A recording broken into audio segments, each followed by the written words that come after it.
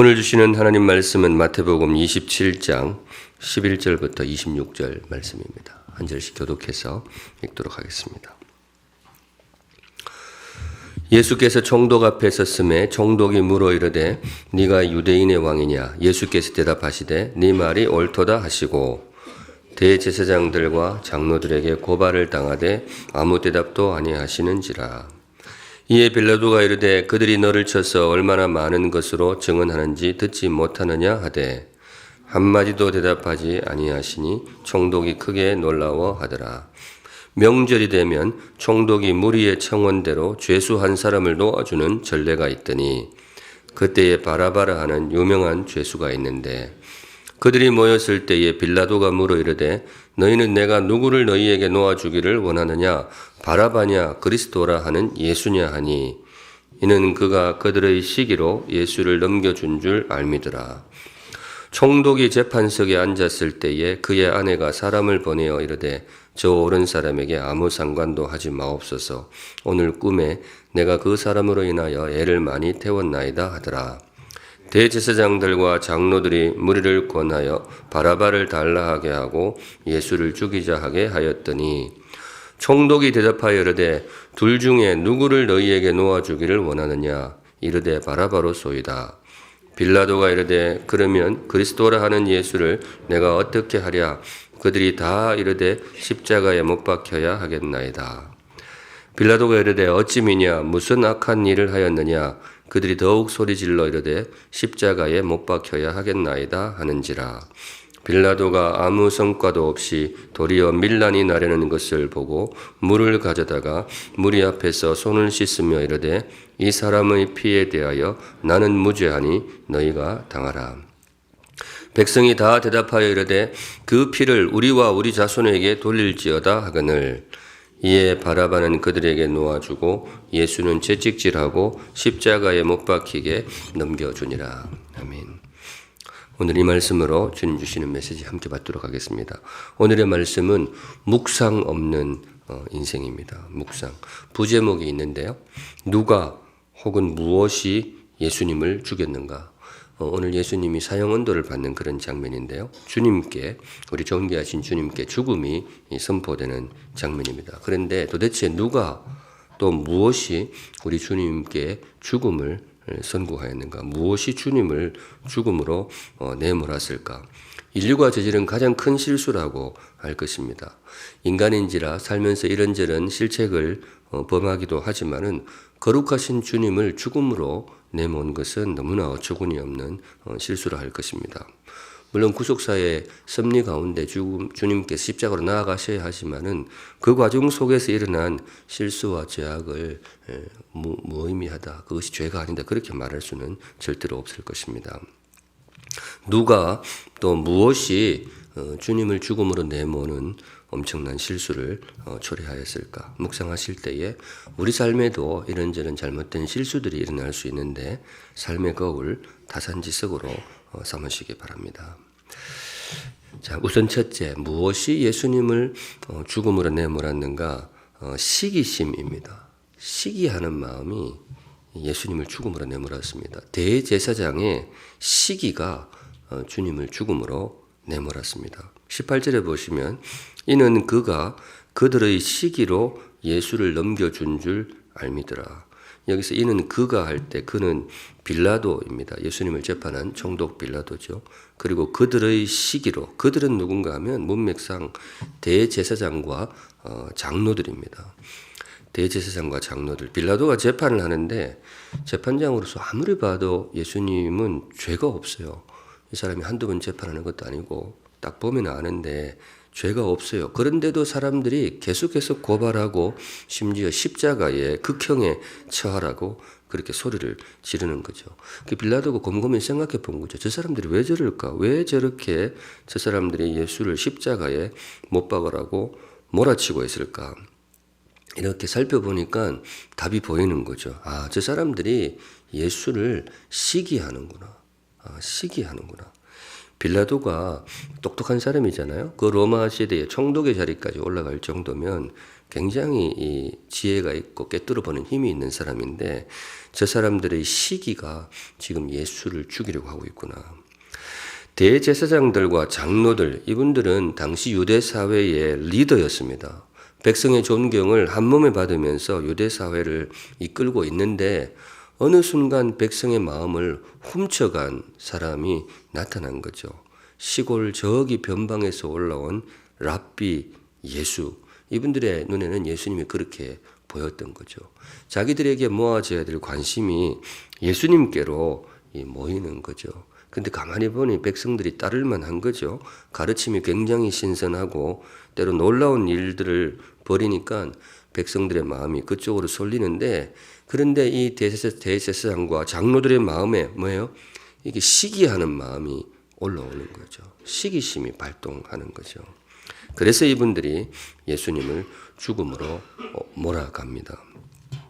시기하는 마음, 이게 굉장히 무섭거든요. 성경은 이 시기심의 무서움을 여러 차례 경고를 하는데 이거 잘 다스리지 못하면 우리의 삶이 큰 나락으로 빠질 수 있습니다. 인류 최초의 살인이 바로 여기서 비롯되었다. 성경은 그렇게 가르칩니다. 왜 사람이 사람을 죽이게 되었느냐? 첫 번째 살인이 가인이 아벨을 죽이잖아요. 형 동생 사이입니다. 사랑하는 형이 정말 사랑해야 할 동생을 돌로 쳐 죽이게 되는데 그 이유가 뭔가 하면 시기하는 마음이었어요.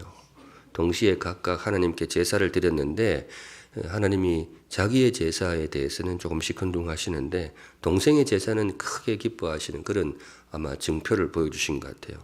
그게 굉장히 마음에 부대꼈던 거죠. 시기하는 마음. 이 섭섭함을 이기지 못하고 동생을 돌로 쳐 죽이게 됩니다. 그런 이야기들은 성경에 굉장히 많이 나와요. 사울 왕도 그렇잖아요. 아주 충직한 부하 다윗을 죽이려고 하는데 다윗이 무슨 자기한테 큰 잘못을 범하거나 역모를 취한 게 아닙니다. 너무나 충직한 부하였고 그리고 굉장히 능력 있는 부하였죠. 전쟁에 내보내면 싸움도 너무 잘해요. 정말 귀한 부하인데 그런데 이 부하를 죽이려고 합니다. 이유가 뭔가 하면 시기심입니다. 시기심이 참 무서운 것 같아요. 사울은 천천히요, 다윗은 만만이로다. 백성들도 좀 나빠요. 이 사람들 좀 혼나야 돼.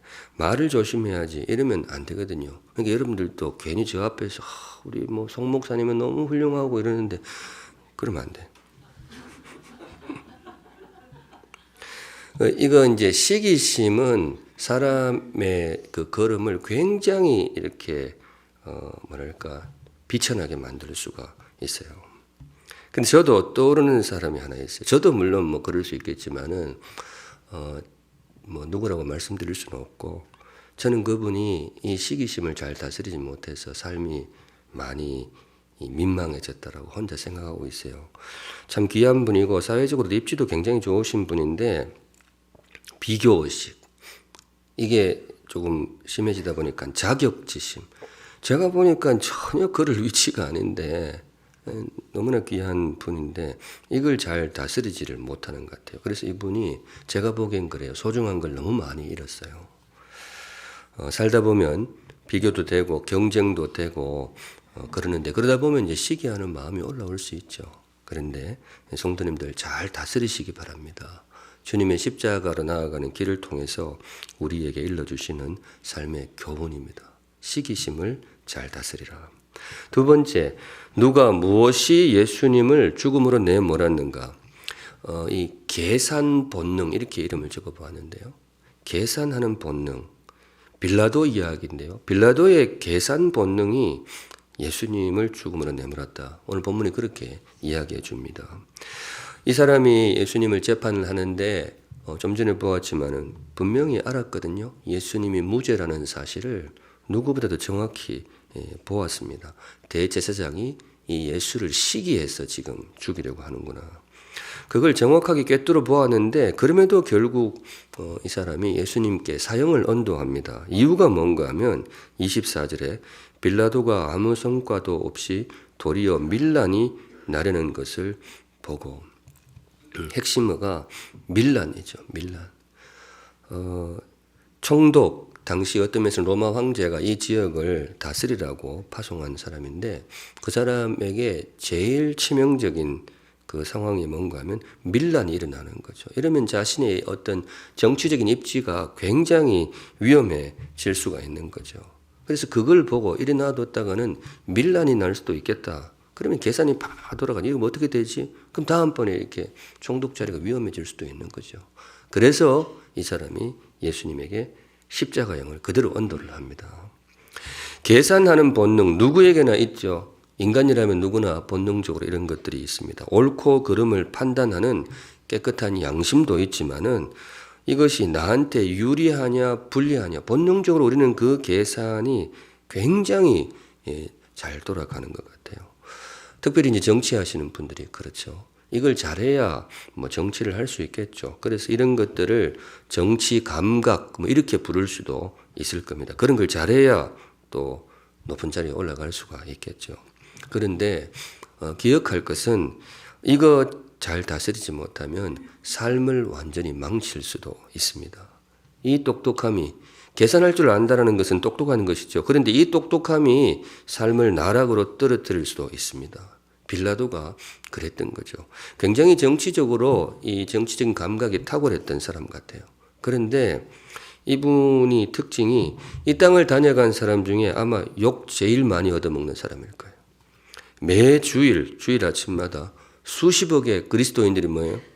본디오 빌라도에게 고난을 받아 십자가에 못 박혀 죽으시고 이게 참 이분으로서는 기가 찬 거죠. 본인으로서는 뭐 억울할 수 있죠. 아니 정치하는 사람이 정치 계산하는 것이 뭐가 잘못이냐. 그러면 밀란을 그냥 두느냐. 막아야지. 한 사람 희생해가지고 밀란 잠재울 수 있으면 잘한 거 아니냐. 그렇게 항변할 수도 있을 거예요. 그런데 그럼에도 불구하고 그 계산 본능, 정치 감각이 이분의 삶에 초래한 실수가 너무 커요. 이 땅의 구원자에게 사형을 언도했습니다. 그 어떤 것으로도 이분의 잘못을 지울 수가 없어요. 저희 딸내미가 신혼여행을 그쪽으로 갔었어요. 뭐 요즘 젊은 사람들은 신혼여행도 저기 멀리 가고 그러더라고요. 저희는 제주도 갔었는데. 근데 선물을 사왔는데 처음에는 약간 섭섭했어요. 와이프는 좋은 거 뭐 주고 저는 비누를 사왔더라고. 세고 센 게 뭔 비누를 이렇게 그랬는데 나중에 사연을 보고 얘가 그래도 목사라고 생각해서 그런 걸 사왔구나. 비누 이름이 빌라도 비누였어요. 빌라도 비누. 처음에는 뭔 비누가 나중에 나오는데 그 사람이 이렇게 손을 씻잖아요. 그거 씻는다고 죄가 없어지는 게 아니에요. 근데 그렇게 상표를 붙이면 비누가 팔리나 하긴 저희 딸내미도 사오는 거 보면 팔리긴 팔리는 것 같아요. 근데 이런 계산 본능이 있는데 성도님들 한번 잘 돌아보시기 바랍니다. 누구나 이런 게 있거든요. 사실 목회도 그래요. 목회도 계산해야 할 때가 있죠.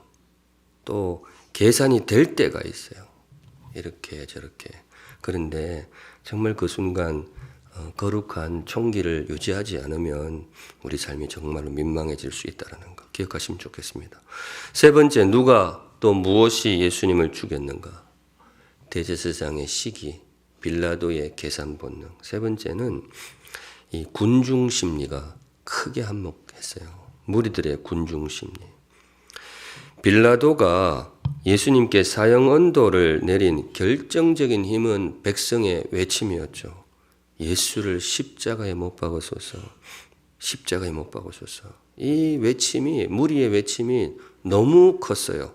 총독이 두려워할 정도로. 이러다가 밀란이 나는 것 아닌가.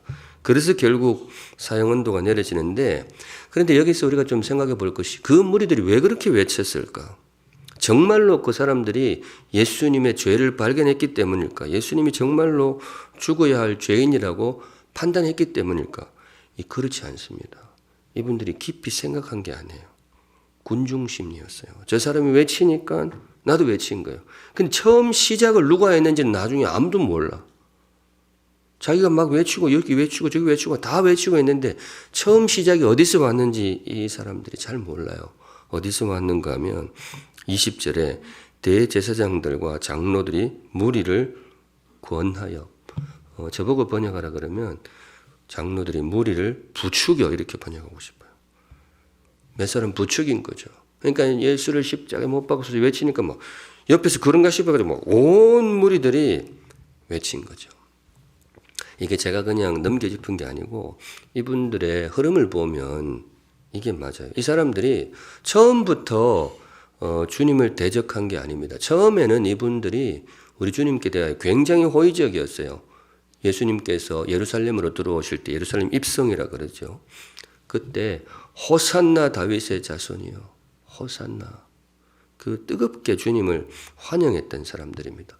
주님의 가르침에 환호했고 주님이 병자를 치유하실 때 구름대처럼 주님을 따랐고, 심지어 이분들이 한때는 주님의 보호막이 되기도 했습니다. 누가복음 20장 19절에 보시면 서기관들과 대제사장들이 예수의 이 비유는 자기들을 가리켜 말씀하신 줄 알고 즉시 잡고자 하되, 백성들에게 비유를 베푸시는데 이게 이스라엘 백성들의 지도자를 참 겨냥하시는구나, 나무라시는구나. 그걸 감해가지고 예수님을 잡으려고 하는데 못 잡았어요. 이유가 백성을 두려워하더라. 백성이 워낙에 주님을 따르니까 그걸 보고 이 사람들이 손을 못 대었던 거죠. 그만큼 이분들이 주님께 대하여 뜨거운 마음을 품었던 사람들입니다. 그런데 어느 순간 이 사람들이 돌변을 해가지고 예수를 십자가에 못 박아줬어. 예수를 십자가에 못 박아줬어. 왜 이렇게 변했느냐? 이 깊은 어떤 생각을 가지고 심사숙고 끝에 이 결론이 나왔느냐? 그렇지 않아요. 군중심리예요. 누가 시작했는지도 모르는 그 외침에 그냥 이렇게 휩쓸려 버린 거죠. 우리 삶에 이럴 수도 있는 거죠.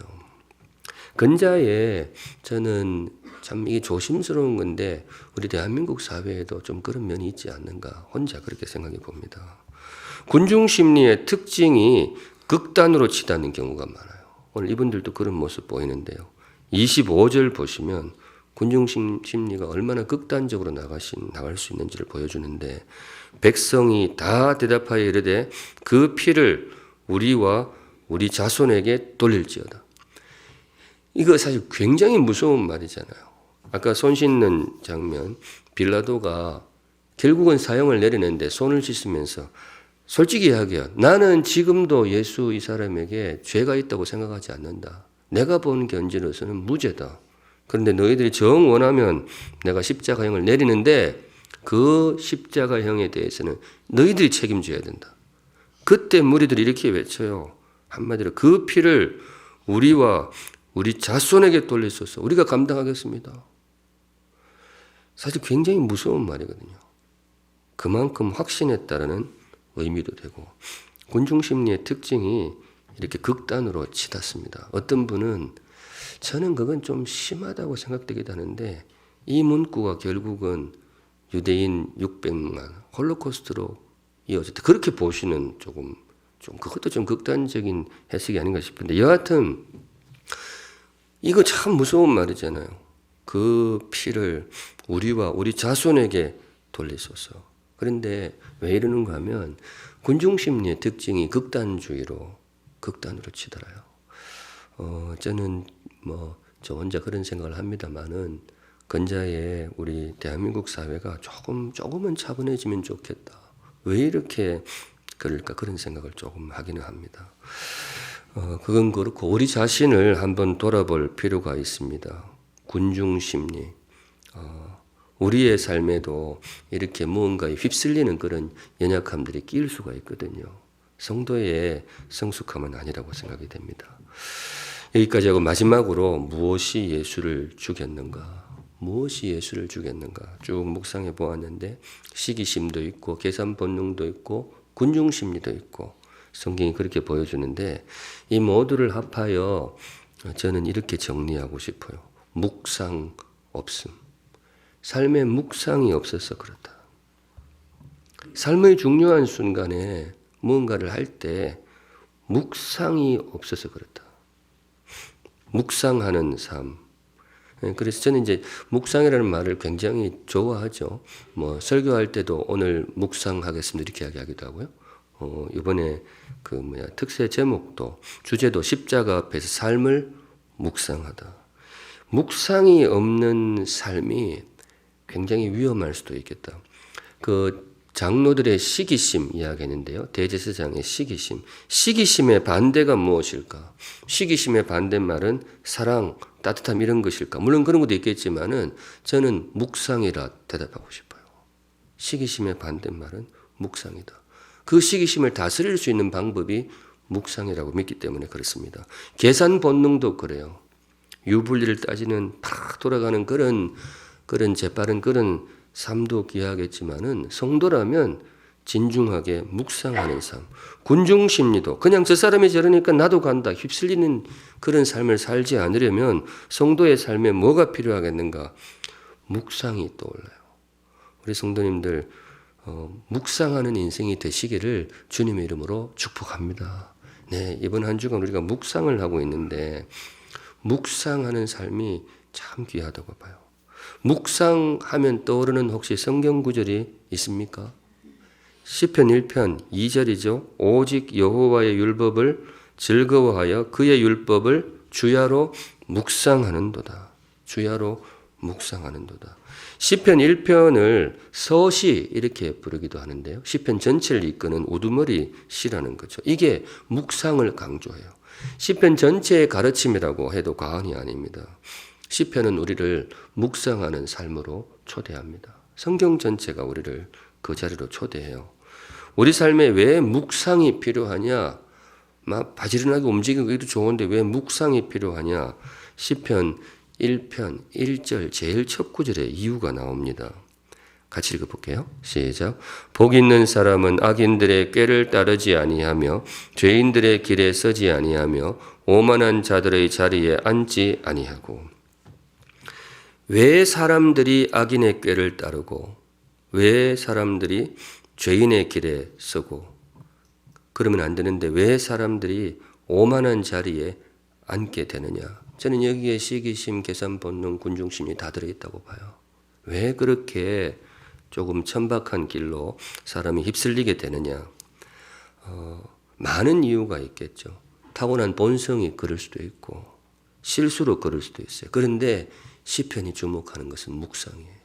시편 1편 1절에 이런 인생의 어리석은 모습을 소개한 후에 바로 그 다음 구절에 그에 대한 처방을 내린 거죠. 그게 바로 아까 읽었던 그거예요. 오직 여호와의 율법을 즐거워하여 그의 율법을 주야로 뭐예요? 묵상하는도다. 그 시편이 소개하는 복 있는 사람은 묵상하는 사람입니다. 묵상.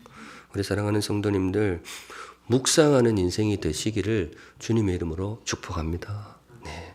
분주하게 움직이는 것도 필요하지만은 차분한 묵상이 좀 필요해요. 땀 흘려 일하는 것이 너무나 소중한데 그 땀이 허비되지 않으려면 그 땀이 정말 우리의 아름다운 삶의 자산이 되기 위해서는 묵상이 필요해요.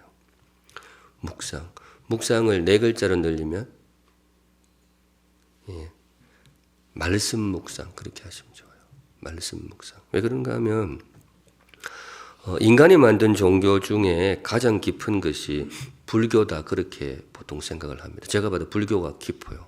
스님들이 좀 깊어 보이잖아요. 왜 그러는가 하면 그분들이 이 묵상을 많이 해서 그래요. 그분들이 이제 수양이라 그러잖아요. 묵상. 그러면 이제 사람이 좀 차분해지는 거죠. 그런데 저는 한계가 있다고 봐요. 삶을 묵상하고 세상의 이치를 나 혼자 골똘히 묵상하는 것, 그것도 의미가 있겠지만은 정말로 우리를 귀한 삶으로 인도하는 것은 토굴 묵상이 아니라 말씀 묵상입니다. 주의 말씀을 묵상하는 거죠. 뭐 연초에 말씀 뽑기 뭐 이런 것도 하고 있는데 약간 그거는 좀 미신적인 요소가 있는 것 같고요. 그렇지만은 성경을 쭉 읽으면서 원래 제가 이 말씀과 함께 살아가고 싶습니다. 스스로 귀한 말씀을 이렇게 마음에 새겨서 한 해 동안 쭉 묵상하는 것도 참 의미가 있는 것 같아요. 오직 여호와의 율법을 즐거워하여 그의 율법을 주야로 묵상하는도다. 말씀 묵상은 우리의 지혜를 넘어서 주님의 지혜를 품는 시간입니다. 말씀 묵상은 기도의 의미도 있어요. 이 기도해야 되겠다. 좀 힘들면 성경 펼치시고 주시는 말씀 반복해서 묵상하는 것도 바로 그것을 통해서 주님의 면전으로 나아갈 수 있다라고 믿습니다. 여러분의 삶의 스케줄에 말씀을 묵상하는 시간이 꼭 있기를 주님의 이름으로 축복합니다. 네. 이번에 공부하면서 참 말씀 준비하면서 우리 교회 삶 공부에 묵상의 삶도 하나 넣었으면 좋겠다. 또 이런 거 이야기하면 또 송요한 목사님이 긴장해요. 저거 내가 해야 되나 뭐 그럴 수 있는데 송 목사가 해야 될 것 같긴 해요. 자, 오늘은 여기까지 보겠습니다. 오늘의 말씀, 묵상 없는 인생. 성도님들, 우리 삶에 묵상이 필요합니다. 새벽을 깨우고 주의 전으로 또 화면 앞에 앉으신 분들 묵상하기 위하여 나오셨는데요.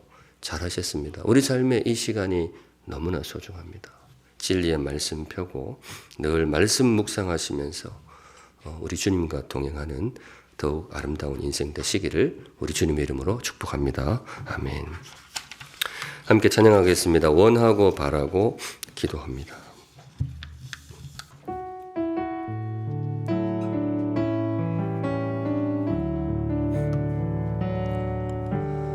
이 세상을 살아가는 동안에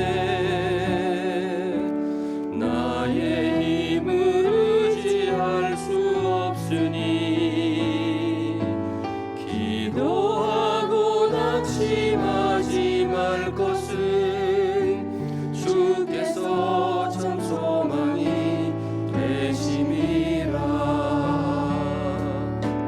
주의 길을 걸어가는 동안에 세상에 것 의지할 수 없으니 감사하고 낙심하지 말 것은 주께서 참 기쁨이 되심이라. 하나님의 꿈이 나의 비전이 되고 예수님의 성품이 나의 인격이 되고 성령님의 권능이 나의 능력이 되길 원하고 바라고 기도합니다. 처음부터 한번 더 할게요.